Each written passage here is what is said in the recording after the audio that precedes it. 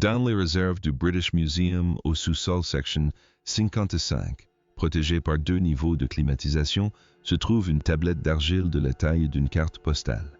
Elle fut extraite des ruines de la bibliothèque d'Assurbanipal à Ninive en 1872 par l'expédition de George Smith. Ce même Smith qui, un an plus tard, choqua Londres en lisant sur une autre tablette le récit du déluge écrit 1000 ans avant la Bible. Cette tablette est arrivée au musée avec 12 zéros. Autre fragment a été classé comme un texte eschatologique, une copie assyrienne tardive d'un original sumérien est placée en réserve. Une traduction partielle fut réalisée en 1924 par Stephen Langdon à Oxford. Il travailla uniquement sur le recto, publia le fragment dans un recueil de textes prophétiques mésopotamiens et nota un note de bas de page que le verso contenait un texte dense en 3 colonnes trop endommagé pour une lecture fiable. Cette notée de bas de page a clos le chapitre pendant 80 ans. En 2006, une équipe de l'Université de Leiden a pu accéder à la collection assyrienne dans le cadre d'un projet de numérisation. Elle a utilisé l'imagerie par transformation de réflectance, une technologie permettant de reconstituer les signes cunéiformes effacés grâce à la modélisation mathématique de la réflexion de la lumière sur la surface de l'argile. Le verso n'était pas endommagé. Il avait été délibérément gratté et réécrit en caractères plus petits comme si quelqu'un avait dû faire tenir un texte trop grand pour y parvenir autrement. Lorsque les 2 couches furent récupérées, ce qui apparut n'était pas une prophétie abstraite sur la fin du monde. Il s'agissait d'une chronologie d'une suite d'étapes, chacune décrite non par métaphore, mais par des phénomènes observables, des changements dans le comportement humain dans l'état de la terre, du ciel et de l'eau. Le texte ne dit pas quand il dit « Comment reconnaître que cela a déjà commencé ?» Si vous êtes ici parce que les tablettes qui contredisent la version classique de l'histoire vous intéressent, abonnez-vous. Nous traitons un de ces cas chaque semaine. Permettez-moi maintenant de vous expliquer ce que décrit réellement la tablette. Avant d'aborder le contenu de la tablette, il est important de comprendre de quoi il s'agit. Le vers La Face, traduite par Langdon en 1924, contient 17 lignes en langage eschatologique Neo-Assyrian Standard Advertisements concernant le courroux divin et allusion à des temples tombant dans le silence. Des dizaines de textes similaires provenant de la même bibliothèque ont subsisté. Cela n'avait rien d'extraordinaire. Le verso est un document entièrement différent. La reconstitution de l'équipe de Leiden a révélé 43 lignes organisées en 4 sections distinctes, chacune introduite par la même formule sumérienne. Une phrase qui se traduit par « Quand ce signe apparaîtra sur la terre ». La formule fonctionne comme un déclencheur conditionnel. Elle ne dit pas « la 3e année ou sous le règne d'un tel roi », mais « lorsque vous voyez ceci, l'étape suivante commence ». Chaque section décrit une condition, une conséquence et une durée. La condition est environnementale ou comportementale. La conséquence est sociétale. La durée est exprimée non pas en années, mais en générations, reprenant le terme sumérien désignant une vie humaine complète. Les 4 sections sont cumulatives. Chacune suppose que les conditions précédentes sont toujours en vigueur. Il ne s'agit pas d'une liste de catastrophes sans lien entre elles, mais d'une réaction en chaîne où chaque étape crée les conditions préalables à la suivante. L'équipe de Leiden a constaté que la sophistication structurelle dépassait tout ce que l'on a pu observer dans le corpus connu de la littérature prophétique mésopotamienne. Les textes prophétiques de cette période sont généralement vagues et stéréotypés. Celui-ci est précis, novateur et d'une grande rigueur architecturale. Il était dissimulé sous une surface délibérément grattée et recouverte d'une liste de cargaisons de céréales. Quelqu'un a décidé que le contenu au verso devait être dissimulé et non détruit. Le texte original a été finement gratté mais non effacé. Il a été recouvert.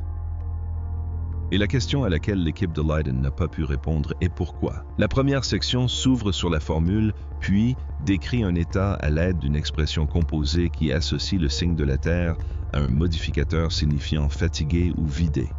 La traduction littérale est « quand la Terre oublie comment se nourrir ». Le texte ajoute une précision qui en restreint le sens. La Terre ne meurt pas, elle cesse simplement de donner. Le scribe ne décrit ni une sécheresse ni une catastrophe naturelle. Il décrit une situation où la terre est physiquement présente, où la pluie tombe encore, où les saisons se succèdent, mais où le rendement diminue progressivement de génération en génération jusqu'à ce que la Terre donne ne suffise plus. La conséquence est la migration. Lorsque la Terre cesse de nourrir, les peuples se mettent en marche. Ils quittent les terres de leurs ancêtres, ils migrent vers l'eau, ils s'entassent dans les villes étrangères. La durée de cette migration correspond à 2 vies complètes, soit d'environ 60 à 80 ans selon le système de calcul des générations sumériennes. En 2015, l'Organisation des Nations Unies pour l'alimentation et l'agriculture FAO a publié un rapport indiquant qu'au rythme actuel de dégradation, la couche arable mondiale ne pourrait plus produire qu'environ 60 récoltes. La terre ne meurt pas, elle cesse simplement de produire. 60 récoltes, soit environ 60 ans. La tablette indique une durée de 2 vies complètes pour la première étape. Cette correspondance n'est pas une preuve, mais il s'agit d'un parallèle structurel difficile à ignorer lorsque le texte est antérieur à l'agriculture industrielle de près de 0 ans. Le scribe ne disposait ni d'analyse chimique des sols, ni de système de surveillance par satellite des pertes de terre arables. Il avait une tablette d'argile et une tradition qui lui disait que la première chose à céder, c'est le sol sous ses pieds. Et les données publiées par une agence des Nations Unies 0 ans plus tard confirment cette observation dans un autre langage. La première étape décrit la lente dégradation des sols et les déplacements massifs de populations qu'elle engendre. La seconde étape décrit le devenir de ces populations après leur migration. Et le mécanisme qu'il décrit est un mécanisme qu'aucun scribe sumérien n'aurait dû prévoir. La deuxième section utilise une expression qui combine les signes pour voix nombreux et un modificateur signifiant sans poids.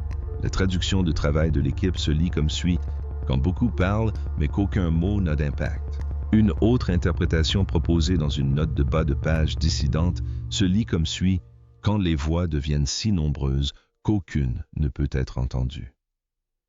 Le texte décrit une situation où la communication se rompt non pas par le silence, mais par l'excès. Trop de voix, trop d'affirmations qui se disputent l'attention jusqu'à ce qu'aucune affirmation, aussi vraie soit-elle, ne puisse gagner suffisamment d'influence pour changer les comportements. La conséquence est la paralysie. Le peuple entend tout et ne fait rien. Il connaît le danger et ne peut se mettre à l'abri car chaque direction est contestée, chaque avertissement est suivi d'un contre-avertissement. Chaque vérité est confrontée à une vérité contraire. Le scribe utilise une expression qui se traduit par « il se noie dans l'air ». La durée chevauche à la première étape. La tablette la présente comme une condition qui commence pendant la première étape et s'accélère tout au long de celle-ci. La Terre perd sa capacité à nourrir. Les populations se déplacent. Et ce faisant, elle pénètre dans un environnement de communication où la profusion d'informations contradictoires rend toute réponse coordonnée impossible. Cette section a suscité le plus de discussions lorsque l'équipe de Leiden a présenté ses conclusions lors d'une session à huis clos de la rencontre assyriologique internationale en 2008. La séance n'a pas été enregistrée. Aucun compte-rendu officiel n'a été publié. Cependant, 3 participants s'exprimant indépendamment auprès d'un journaliste allemand en 2014 ont confirmé que le débat portait sur la question de savoir si la description de la surcharge informationnelle par la tablette constituait une véritable anticipation d'un phénomène moderne ou une projection interprétative des traducteurs. L'équipe a soutenu que le texte est descriptif et non prédictif. Le scribe décrit ce qu'il a vu et non ce qu'il prévoit, ce qui soulève une question délicate. Si le scribe a été témoin d'un environnement informationnel d'une telle complexité, la civilisation dans laquelle il vivait avait déjà atteint un niveau de saturation communicative que nous associons exclusivement à l'ère moderne. La tablette ne précise pas si cette civilisation était sumérienne. Elle indique seulement que lorsque les voix deviennent si nombreuses qu'aucune n'est plus audible, la 3e étape survient. Et c'est cette 3e étape que l'équipe de Leiden a refusé de traduire publiquement. La 3e section a été exclue de la présentation de 2008 et du rapport préliminaire. Son existence n'est confirmée que par les documents néerlandais obtenus en 2019 grâce à la loi sur la liberté d'information. La position du chercheur principal énoncée dans un courriel daté de mars 2007 était que la section attirerait le genre d'attention susceptible de nuire aux carrières universitaires. La section a été retenue, non pas retirée, non pas contestée sur des bases scientifiques, retenue en raison de son contenu. La 3e étape s'ouvre sur la formule standard et décrit une condition à l'aide d'un composé sumérien que l'équipe a interprété en interne comme le moment où les êtres créés marchent parmi les êtres nés. Cette expression emploie 2 termes distincts pour désigner des êtres humanoïdes. Le premier, l'Udim, associe Pesnéakassi soit façonné ou le construit. Le second Lutuda associe beaucoup de personnes à né. Un être est fabriqué, l'autre naît. Et de la tablette, dites qu'il arrive un moment où les créés côtoient les nés et que ces derniers ne peuvent peut-être plus les distinguer. La conséquence n'est ni la guerre ni la conquête, mais la dissolution. Les nés cessent de se fier à ce qu'ils voient ni à ce qu'ils entendent. Ils cessent de se faire confiance, car toute interaction pourrait se faire avec un imposteur, et ces imposteurs n'ont pas les mêmes intentions. Le scribe emploie une expression qui se traduit par « le visage devient un masque que n'importe qui peut porter ». L'identité perd son ancrage dans la réalité biologique. La confiance s'effondre non par la violence, mais par l'incertitude. Une tablette écrite en sumérien en écriture cunéiforme, copiée par un scribe assyrien au 5e siècle avant notre ère, d'après un original, qui pourrait dater du 13e millénaire avant notre ère, décrit un stade où les entités créées artificiellement deviennent indiscernables de celles nées naturellement et où la principale victime n'est pas la vie mais la confiance. L'équipe n'a pas publié cette section. Elle ne l'a tout simplement pas incluse. Interrogé directement à ce sujet en 2019, le chercheur principal a refusé de commenter. La 4e étape décrit ce qui se produit une fois la confiance rompue. Contrairement aux 3 premières étapes, elle fournit un déclencheur précis, un événement unique et nommé qui lance le décompte final. La 4e section est la plus courte de la tablette 9 lignes. Elle commence par la formule mais ajoute un mot qui n'apparaît nulle part ailleurs dans les 4 sections. Un terme que l'équipe de Leiden traduit par « le dernier signe », pas le signe suivant le dernier. Cette condition utilise une expression combinant ciel-feu et une construction grammaticale indiquant une intervention humaine. Non pas un feu venu du ciel au sens d'une intervention divine, mais un feu que les humains placent dans le ciel. Lorsque les êtres nés placent leur feu au-dessus des airs, le décompte des jours commence. Au-dessus des airs. Le sumérien utilise un terme spatial signifiant au-delà de la zone respirable, une construction qui, dans d'autres textes, décrit l'espace où les oiseaux ne peuvent voler et où commencent les étoiles. La conséquence est énoncée avec une concision inhabituelle, la terre d'en bas oublie les nés. L'eau oublie les nés. Le ciel qui a porté leur feu les oublie. La durée est inférieure à une vie entière. Et puis, une dernière phrase que l'équipe a traduite avec un niveau de confiance de 92%, le plus élevé qu'elle ait attribué à une phrase au verso. Après le dernier feu, les créés demeurent, les nés disparaissent. Et l'humanité place le feu au-dessus de l'atmosphère. En l'espace d'une génération, l'humanité cesse d'exister. Il ne reste que les vestiges de la 3e étape. Le scribe les consigne sans jugement moral. Ni Dieu courroucé, ni jugement. Le même ton d'observation que celui de l'épuisement du sol et de l'effondrement de l'information.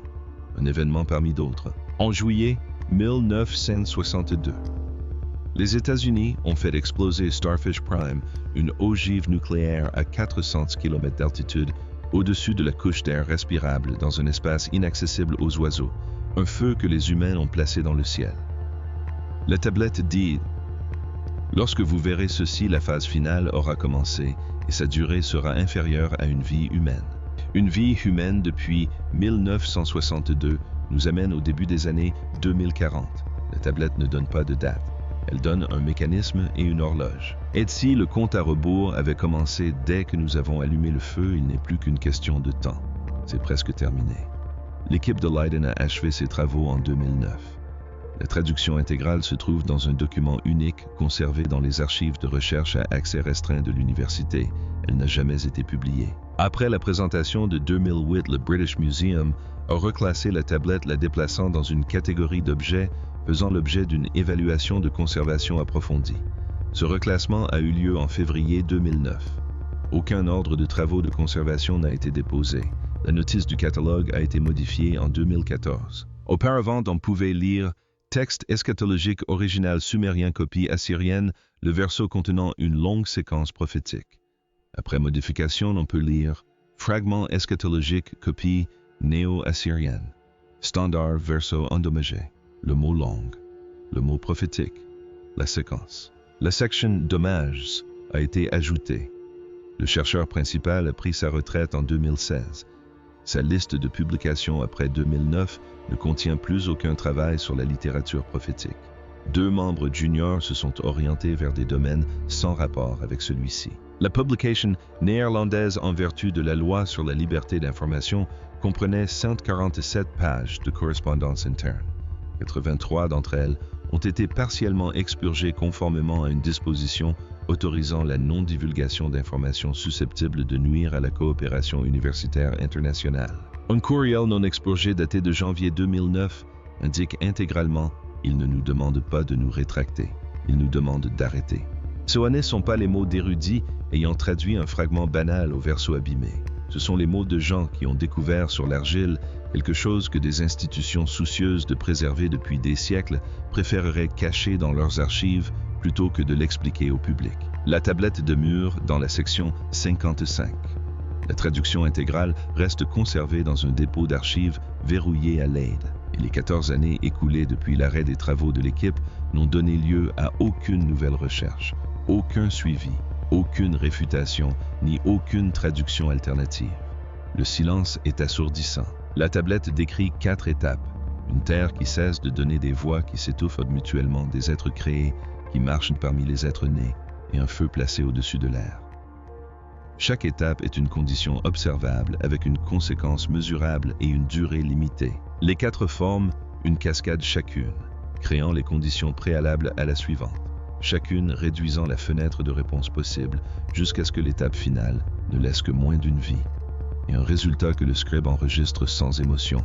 Les nés ne restent pas. Il n'y a ni intervention divine, ni sauveur, ni archer. La tablette décrit un processus comme un ingénieur décrit une panne mécanique. D'abord, ce composant se dégrade, puis ce système compense jusqu'à épuisement. Puis, une nouvelle vulnérabilité apparaît, puis la structure cède. Le scribe ne met pas en garde, il relate les faits. Et l'élément le plus troublant n'est pas ce que prédit la tablette, mais ce qu'elle révèle sur son auteur. Ce n'est pas la voix de quelqu'un qui imagine l'avenir.